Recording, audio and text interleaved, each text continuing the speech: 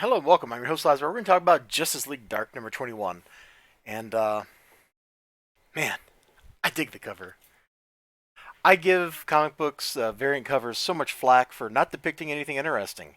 You look at a lot of modern books, and the comic book is just like, oh, what if the team just was there posing or something? And it's like, oh, this is boring and lame.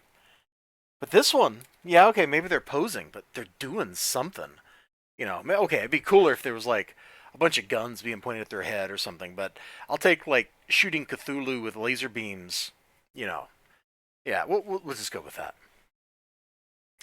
So, Justice League Dark, they're in this new story arc where the rot is taking over people. Let me see if I can find a good picture of that. Oh, in fact, I'll just jump right to the heart of the matter. And I don't mean the heart of the rot literally right there. No, I mean Wonder Woman. There's this great full page bit here. That's totally doperific. Look at this thing. I hope the light's good. There's still some sunlight coming in, but I did turn on this little desk lamp over here, so I hope it's good enough that you can like make this out because this is awesome. It looks great in the hand, and it's great. It's one of those scenes where you've got like a whole bunch of different panels all combined into one free-flowing thing. Spider-Man used to do this a lot in Spider-Man books. There'd be like Spider-Man here, and then there'd be like outlines of him flipping through the air, and then he'd be like kicking someone over here. Then Spider-Man would be outlines through the air, and then he'd be kicking someone over here, like that kind of stuff. It's fun when you see it. And here you can really see just how much, and I'm going to use a technical term, just how much face Wonder Woman is wrecking. Now you're like, what is she even doing, right? Well, you got all these crazy infected people, and they're infected with a fungus that's like the cordyceps fungus. If you don't know what that is, that's a little fungus that it infects ants, and it makes the ant go, huh, I want to go get up somewhere high. So they're all trying to get on top of the highest building in the city so that they can then explode and infect other people. Kind of cool, huh?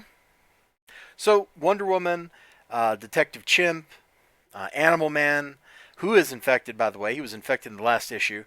And some other people are all trying to stop them from getting up there. There's so many of them, though, that even with superpowers, since they can't just kill them, they're just people who, up until this very moment, were innocent, normal, boring civilians just trying to live their life. This isn't their fault, so they don't want to kill them. So you got to try to stop them non-lethally. And Wonder Woman is doing a fun job of that. Look, pulling the hose out, tying a bunch of them up, dropping them over the side so that they're safe and secure, but they're not hurting anybody, they're not hurting themselves, they're not climbing up anymore. It's a great sequence. This is my favorite bit of this issue. It was fantastic. There's this cool stuff with John and Zatanna. Houdini's key right there, baby. I really like that it had to go around both of them to open the door to the heart of the rot. But they're totally in the rot doing stuff. She gets attacked by some stuff while Constantine goes off to do what Constantine does best, which is also what he does worst. The whole I shall now go bargain with someone type thing. If you've ever read any of like his own title, you know how bad of an idea it usually is to have John Constantine go talk to someone powerful because there's deals and stuff that get made and it's probably a bad idea. Nobody's going to like the deal by the time it's done. But hey, that's the world he lives in. Superheroes don't usually live in that world, so having somebody who lives in that world here to help guide people who, come on, talk about inflexible morals. People with inflexible morals into this world of like gray and shadow is a lot of fun. Sadly, despite these things I just talked about, I kind of feel like a lot of this book, and I'm trying to avoid like too many spoilers. I guess I should like kind of. You got the one group fighting the fungus people. You got them going to get at the root of the problem, or the heart, since they're in the heart of the rot. Trying to figure it out, trying to stop it at its source, while they buy time over here. An Animal Man. Oh, he actually busts out his powers. Hold on. Let me show you that panel, because that was a hoot. Where's that? Yeah. And this is another full pager. So he's like, wow, wow, wow, animal powers. He's like Mati busting out heart. which never works, and they have to call Captain Planet anyway. But he's gonna use the little flatworm to go eat the fungus, man. Come on, that is like the best use of that dude's powers I think I've ever seen. Now he's might have done that before, because I admit I have not read like a whole lot of Animal Man, so maybe he's like busted that move out before. But using, an animal parasite that lives, well, you probably have flatworms living in your gut. I think just about everybody does. They're a parasite that's in everything. I just glanced back at Phantom, my recliner over there. She's moving around because she's looking for a really comfy spot. But, just by taking like the heartworm pills and stuff, she's probably got like a worm infestation down in her guts too. It's very common. It is absolutely very common. So like using that to try to slow down like the fungus stuff, because they can probably eat the fungal particles. I'm guessing. I'm guessing that's where that's going. It's not really stated in this issue where that's going, but I think that's where that's going. That's kind of fun. That's kind of fun. So you've got like these two people, two groups, one slowing the problem down, one trying to solve it, but probably not because nothing ever goes right. There's a big reveal at the end, which I think was supposed to have more emotional impact than it actually had on me, because I admit I'm not like super familiar with all these characters. So when some dude like pops up out of like the goop and he's like, "It's me," and I don't recognize him, it just has no effect on me at all.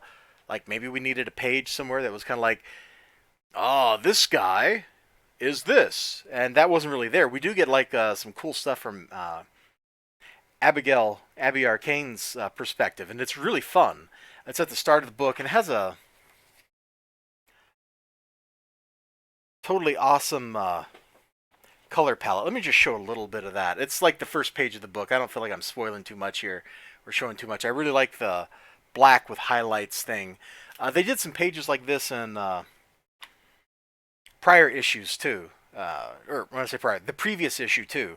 That were from her perspective. And I think I posted one of the pages on Instagram because it looks so good.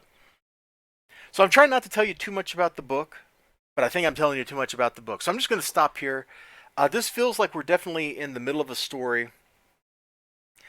There's not a lot happening, even though I just said there's a lot happening. Like, it feels like it's slow.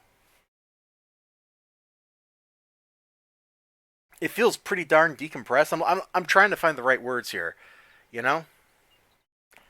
That's what I think it is. It feels pretty decompressed. Like, I think the previous issue and this issue could have been combined into a single issue, and you wouldn't have lost any emotional impact or any interesting stuff. You would have just had a faster paced story. A lot of modern writing seems to kind of slow the story down. Why? I'm not entirely sure, but they do. Anyway, I am gonna, based on my previous experience of accidentally bending the back of a book when I accidentally dropped it, I'm just gonna go ahead and bag this thing up and get it nice and safe. I was burned. I don't want to get burned again. And there we go. Justice League Dark number 21. I found it interesting, but not great. So whatever that means to you. You all have a great day. Remember to like, comment, subscribe, all that good stuff. I'm not sure which of the books from last week I'm going to review next, but I guess you'll find out. I might actually bust this out. I just got it in the mail, so I might read that one next. I'm not sure. We'll see what tomorrow brings. Bum, bum, bum. No? Was that too dramatic? Sorry.